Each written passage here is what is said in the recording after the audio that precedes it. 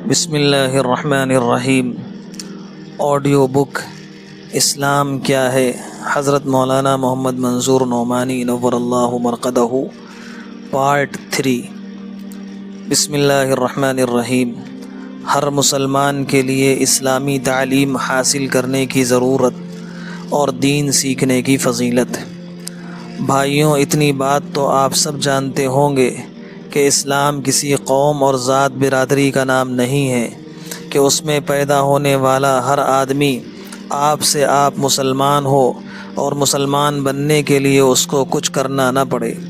جس طرح شیخ یا سید خاندان میں پیدا ہونے والا ہر بچہ خود بخود شیخ یا سید ہو جاتا ہے اور اس کو شیخ یا سید بننے کے لیے کچھ کرنا نہیں پڑتا، بلکہ اسلام نام ہے اس دین کا اور اس طریقے پر زندگی گزارنے کا جو اللہ کے سچے رسول صلی اللہ علیہ وسلم اللہ تعالیٰ کی طرف سے لائے تھے، اور جو قرآن شریف میں اور رسول اللہ صلی اللہ علیہ وسلم کی حدیثوں میں بتلایا گیا ہے۔ پس جو کوئی اس دین کو اختیار کرے اور اس طریقے پر چلے وہی اصلی مسلمان ہے، اور جو لوگ نہ اس دین کو جانتے ہیں اور نہ اس پر چلتے ہیں وہ اصلی مسلمان نہیں ہیں۔ پس معلوم ہوا کہ اصلی مسلمان بننے کے لیے دو باتوں کی ضرورت ہے۔ نمبر 1، یہ کہ ہم دین اسلام کو جانیں اور کم سے کم اس کے ضروری اور بنیادی باتوں کا ہمیں علم ہو۔ نمبر 2، دوسرے یہ کہ ہم ان کو مانیں اور ان کے مطابق چلنے کا فیصلہ کریں۔ اسی کا نام اسلام ہے اور مسلمان ہونے کا یہی مطلب ہے۔ پس اسلام کا علم حاصل کرنا یعنی دین کی ضروری باتوں کا جاننا مسلمان ہونے کی سب سے پہلی شرط ہے۔ اسی لیے حدیث شریف میں آیا ہے، طلب العلم فریضۃ علی کل مسلم، یعنی علم دین حاصل کرنے کی کوشش اور طلب ہر مسلمان پر فرض ہے۔ اور یہ بات ہمیشہ یاد رکھنے کی ہے کہ دین میں جو چیز فرض ہے اس کا کرنا عبادت ہے۔ اس لیے دین سیکھنا اور دینی باتیں جاننے کی کوشش کرنا بھی عبادت ہے، اور اللہ کے ہاں اس کا بہت بڑا ثواب ہے۔ رسول اللہ صلی اللہ علیہ وسلم نے اس کی بڑی بڑی فضیلتیں بیان فرمائی ہیں۔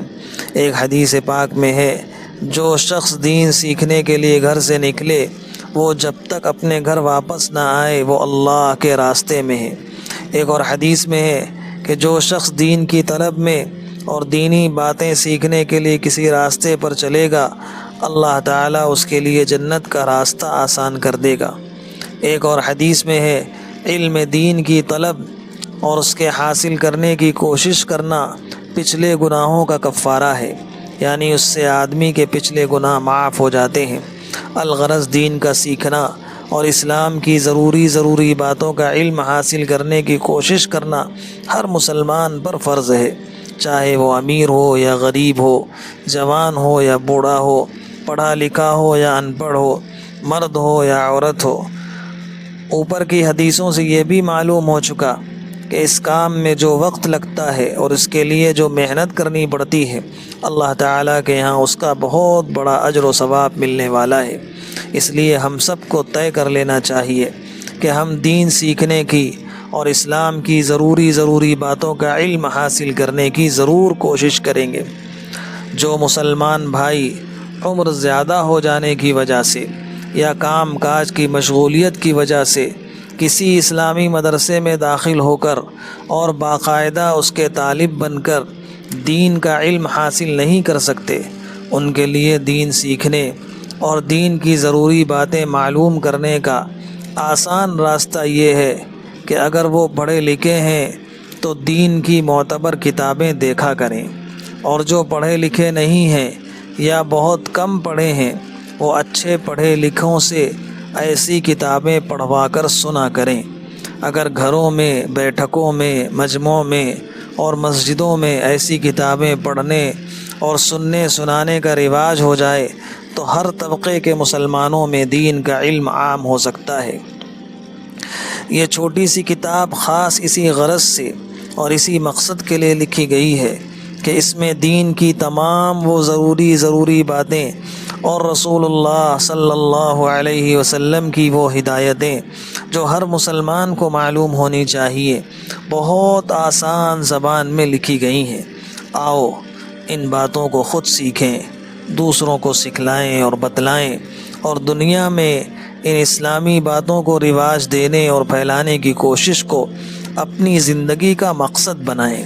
حدیث شریف میں ہے، جو شخص دین کو سیکھنے اور جاننے کی اس لیے کوشش کرے کہ اس کے ذریعے وہ اسلام کو زندہ کرے، یعنی دوسروں میں اس کو پھیلائے اور لوگوں کو اس کے مطابق چلائے، اور اسی اثنا میں یعنی اسی درمیان اس کو موت آ جائے، تو آخرت میں وہ پیغمبروں کے اس قدر قریب ہوگا کہ اس کے اور پیغمبروں کے درمیان صرف 1 درجے کا فرق ہوگا۔ اللہ تعالی ہم سب کو توفیق دے کہ خود دین سیکھیں، دوسروں کو سکھائیں، خود دین پر چلیں اور اللہ کے دوسرے بندوں کو اس پر چلانے کی کوشش کریں۔ وما علینا الا البلاغ۔